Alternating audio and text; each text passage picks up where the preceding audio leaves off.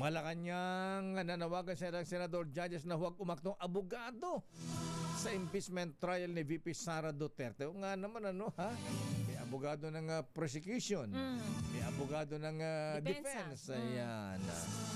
Halata tuloy kaya walang kagana-gana manood na kung minsan Mga grandstanding pa yan lakay. Sinabi mo. Hindi pa lalampasin ng isang impeachment trial day nang walang hanash. Tapos yung ibang mga tanong kala mo nag-i-interview ng kala mo job applicant. No? Let Narciso please come in, Miss Let.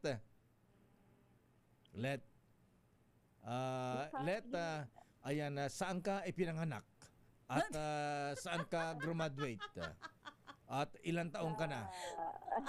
No comment na lang, Miss Let. May anong work experience mo? Ayan.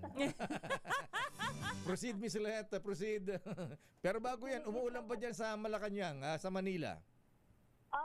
On and off lakay. On and off, ayan. Ayan.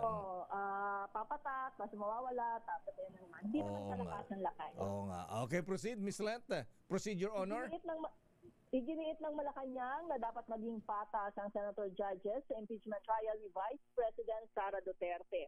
Ayon kay Palace Press Officer Claire Castro, napapansin kasi nila na may ilang mga senador na umaaktong abogado sa impeachment proceeding.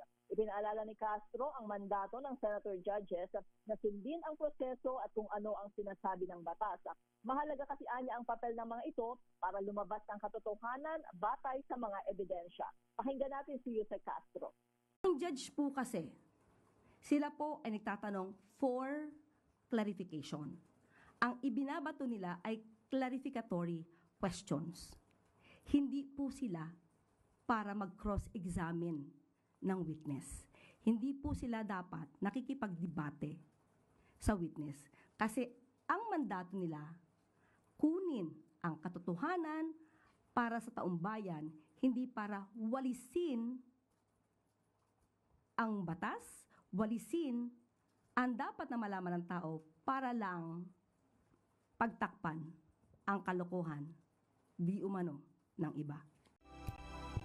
Tumanggi si Castro na pangalanan kung sino ang senator judges na umunoy nag-aabogado para sa depensa dahil napapanood man anya ng publiko ang impeachment trial. Pero nang tanungin kung ano para sa kanya ang bias na naging pahayag ng senator judges, sagot ng Palace official, ang sinabing ang dapat managot lamang ay ang SDO at nakalimutan daw ang head of agency. Ito si Let Narciso para sa DZRH. Una sa Pilipinas, una sa Pilipino.